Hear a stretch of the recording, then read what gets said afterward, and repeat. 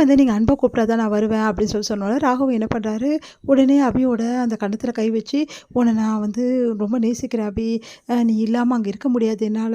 உன் பேச்ச கேட்காம, உன்கிட்ட பேசாம என்னால இருக்கவே முடியல. தயவுசெய்து வா அபி" அப்படின்னு சொல்லிட்டு கெஞ்சி கேட்குறாரு. அத கேட்டு அபி அப்படியே உருகி போறாங்க. உண்மையிலேயே வந்து நீங்க இது நடிப்பா இருந்தாலும் நான் உண்மையிலேயே நம்பிட்டேன். எனக்கு எனக்கு வந்து இந்த நடிப்பு கூட ரொம்ப சந்தோஷமா இருக்கு ராக்கி பாய். உண்மையிலேயே நீங்க இப்படிலாம் வந்து பேசுவீங்களான்னு நான் தவிச்சுட்டு இருந்தேன். ரொம்ப தேங்க்ஸ் ராக்கி பாய். நீங்க நடிச்சதுக்கு ரொம்ப நன்றின்றாங்க. உடனே மனசுல வந்து யோசிக்கிறாரு ராகவ். நான் நடிக்கலடி. உண்மையிலேயே தான் சொல்றேன். ஆனா இது நடிப்புன்னு தான் நான் சொல்லி ஆகணும். வேற வழியே இல்ல. உடனே சரி நான் அதான் இப்போ வந்து நீ சொன்ன மாரி செஞ்சுட்டேன்ல. இப்போ அது போலாமா ப்ளீஸ் அப்படின்றாரு. சரி ஓகே. நீங்க ரொம்ப பதட்டமா இருக்கீங்க. சரி ஓகே வாங்க போலாம் அப்படின்னு சொல்லிட்டு கைய பிடிச்சுட்டு கூட்டின்னு போறாங்க. இங்க வந்து என்னடி எங்க கிளம்புற அப்படின்னோன வீட்டுக்கு தான்மா அப்படின்றாங்க. இப்பதான் வந்தேன். உடனே கிளம்புறேன் அப்படின்னோனே என்ன பண்றது? ராக்கி பாயால நான் இல்லாம இருக்க முடியலையா? அதான் கிளம்புறேன். நான் அப்பவே சொன்னேன்ல. அவர்கிட்ட சொல்லிட்டு வந்தது தப்புமா. நான் கேட்குறியா? அப்படின்றாரு அவங்க அப்பா. தப்பு தான்ப்பா. சரிப்பா நாங்க கிளம்புறோம் அப்படின்னோனே எங்களுக்கெல்லாம் எவ்வளோ சந்தோஷமா இருக்குது தெரியுமா? சரி மாப்பிள்ளை நீங்களும் வந்து இன்னைக்கு இவளும் இங்கேயே இருந்துருங்களேன் ஒரு நாள் மட்டும். நாளைக்கு போகலாம்ல அப்படின்னோனே, இல்லைங்க முக்கியமான வேலையெல்லாம் நிறைய இருக்குது. இங்கே வேற இவ வந்துட்டா. எனக்கு அங்கே ஒன்றும் ஓடல. அதனால தான் கூட்டிகிட்டு போக வந்தேன். பாத்தியாடி எவ்வளோ அன்பு வச்சிருக்காரு மாப்பிள்ளை உன் மேலேன்னு. இப்போ அது புரிஞ்சுக்கோ. அன்பு தானே ரொம்ப ரொம்ப வச்சிருக்காரு அப்படின்னு சொல்லிட்டு யோசிக்கிறாங்க. உங்க அத்தையை பார்த்து அபி அடுத்து வந்து சரி சரிம்மா கிளம்புங்க. ஏதாவது சாப்பிட்டுட்டு போகலாம்ல அப்படின்னு. இல்லைங்க ரொம்ப லேட் ஆகிடுச்சு கிளம்பணும். இவளை விட்டுட்டு எனக்கு வேலை இருக்குது அப்படின்னு சொல்லி சொன்னோன்னே, என்ன வேலை இருக்குது நைட்டில் அப்படின்னு சொல்லிட்டு கேட்குறாரு. இல்லை கொஞ்சம் ஒர்க்கெல்லாம் இருக்குது அதெல்லாம் பண்ணணும் அதுக்காக தான் சொன்னேன். உங்கள் அஞ்சலி அக்காவும் பாட்டியும் வந்து கவலையாக இருப்பாங்க. நாங்கள் போகிறோம் அப்படின்னு சொல்லி சொன்னேன். சரி சரிடி நீ கிளம்பு அப்படின்னு சொல்லிட்டு எல்லாரும் சொன்னோன்னே ரொம்ப சந்தோஷமாக வந்து அபி கிளம்புறாங்க. அடுத்து வந்து அபியும் ராகவும் போகிறாங்க. எங்கள் எல்லாருக்கும் பாய் சொல்லிட்டு போகிறாங்க. இந்த பொண்ணு புரிஞ்சிக்கவே முடியல. விளையாட்டுத்தனமாகவே இருக்கா. இந்த மாதிரி பாரு அவரை பதட்டாக்கி வைக்க. அவரோட கையெல்லாம் வந்து ஒரு மாதிரி நடுங்கிற மாதிரி ரொம்ப பதட்டமாக இருந்தார்ல. ஆமாம் அபி இல்லாமல் அவரால் இருக்கவே முடியல. உண்மையிலே அபி கொடுத்து வச்சவ தான் அப்படின்னு சொல்லிட்டு அவங்க அத்தை எல்லாருமே சொல்லிட்டு இருக்காங்க.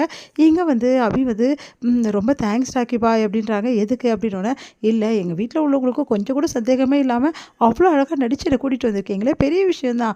என் அப்பா வேறு ரொம்ப பதட்டம் அடைகிறாரு. அது வரைக்கும் நீங்கள் இப்படியாவது நடிச்சிங்களே அப்படின்னோடனே, நான் ஒன்றும் நடிக்கலை அப்படின்றாரு. என்ன நடிக்கலையா அப்படின்றாங்க. ஆமாம் பின்ன என்ன சும்மா நடிப்பு சொல்லிட்டு இருக்கேன். சரி வா போகலாம் அப்படின்னு சொல்லிட்டு கூட்டின்னு போகிறாரு. ஒன்றும் புரியலையே இவர் என்ன சொல்கிறாரு அப்படின்னு சொல்லிட்டு யோசிக்கிறாங்க அபி. அடுத்து அபியும் ராகும் ஒன்றா வரதை பார்த்துட்டு எல்லாருமே வந்து ஓடி வந்து என்ன அபி வந்துட்டியா அப்படின்றாங்க. உனக்கு எந்த பிரச்சனையும் இல்லைம்மா. ராகு ஏதாவது ஒன்று சொன்னானா அதெல்லாம் ஒன்றும் இல்லை பாட்டி நல்லா தான் பேசினாரு. அன்பாக தான் கூட்டிகிட்டு வந்தார் அப்படின்னு ஒன்று எல்லாருமே அப்படியே ஆச்சரியமாக பார்க்குறாங்க. என்ன ராகவ் ஒரு நாள் கூட பொண்டாட்டி இல்லாமல் இருக்க முடியாது உன்னால் அப்படின்றாங்க. ஒன்றே வர ராகவில் அப்படிலாம் ஒன்றும் இல்லை. சரி இவ எதுக்கு அங்கே இருக்கணும் அப்படி சொல்லிட்டு தான் கூட்டின்னு வந்தேன் அப்படின்றாங்க. இங்கே வந்து இவங்க 2 பேரும் ஒன்றா வரதை பார்த்துட்டு செம்மையாக டென்ஷன் ஆகிடுறாரு. வந்து முரளியால் தாங்கிக்கவே முடியல. என்ன இது இவங்க 2 பேரும் ஒன்றா வந்துட்டாங்க. ஏன் இவன் ஒரு நாள் கூட இருக்க மாட்டானா? இப்போ தானே விட்டுட்டு வந்தேன் மறுபடியும் கூட்டிகிட்டு வந்துட்டா அப்படின்னு சொல்லிட்டு செம்மையாக டென்ஷன் ஆகிடுறாரு. உடனே வந்து பார்த்து டென்ஷன் ஆகிறாரு. இங்கே என்ன பண்ணுறாங்க, அபி வந்து படிக்கட்டில் ஏறி போக பார்க்குறாங்க. அப்போ வந்து திடீர்னு சரிக்கிறது ராகு வந்து தாங்கி பிடிக்கிறாரு. இதெல்லாம் பார்த்த முரளிக்கு இன்னும் கடுப்பாகுது. அப்படியே பார்த்து டென்ஷன் ஆகிறாரு. அடுத்து வந்து ராகு வந்து படுக்க வராரு.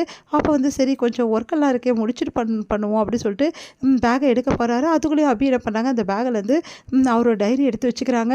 அச்சோ கண்டுபிடிச்சிட்டானா என்ன பண்ணுறதுன்னு சொல்லிட்டு பார்த்துட்ருக்காங்க. பார்த்தா வந்து அவர் கண்டுபிடிக்கல. எடுத்து வந்து பேக்கை ரெடி பண்ணிட்டு வச்சிடறாரு. அடுத்து வந்து அப்பாடா நம்ம தப்பிச்சோம். இல்லைன்னா இவர் கண்டுபிடிச்சா நம்ம கதை அவ்வளோதான். ஐயோ அபி பார்த்து கவனமாக இரு அப்படி சொல்லிட்டு யோசிக்கிறாங்க. அடுத்து ராகவ் தூங்கி போகிறாரு. அபி டைரியை படிக்க ஆரம்பிச்சிருக்காங்க. அப்போ வந்து படிக்க அவங்களுக்கு ஒன்றுமே புரியல. அப்போ இந்த அளவு இவர் இந்த பொண்ணை நேசிச்சிருக்காரு. அதுக்கப்புறம் எதுக்காக பிரிஞ்சாங்கன்னு பார்க்கும்போது இந்த மாதிரி வந்து 2 பேருமே வந்து பிரிஞ்சுட்டாங்க. கடைசியாக வந்து அவங்க வந்து நான் வந்துடுவேன் ஊருக்கு போகிறேன்னு சொல்லிட்டு போனவங்க தான். அப்புறம் வரவே வரல. அதுக்கப்புறம் இந்த உலகத்திலே அவள் இல்லை அப்படின்னு சொல்லிட்டு எழுதியிருக்காரு. அதை கேட்டு அதிர்ச்சி அடைகிறாங்க. அப்போது ராக்கி பாய் அந்த வந்து மது வந்து இந்த உலகத்தில் இல்லையா? பாவம் ராக்கி பாய் அதுக்கு தான் இவ்வளோ கஷ்டப்பட்டுட்ருக்காரா? என்னையும் ஏற்றுக்க முடியாமல் இந்த கல்யாண வாழ்க்கையை ஏற்றுக்க முடியாமல் ரொம்ப கஷ்டப்பட்டுட்ருக்காரு. அந்த மதுவை மறுக்க முடியாமல் தான் என்கிட்ட இப்படி நடந்துக்கிறாரு ராக்கி பாய். நான் நினச்சதெல்லாம் கரெக்டு தான். அப்போ அந்த மது இந்த உலகத்திலே இல்லை. இதுக்கப்புறம் வந்து உங்கள் மது நான் தான் ராக்கி பாய் அப்படின்னு சொல்லிட்டு யோசிக்கிறாங்க அபி.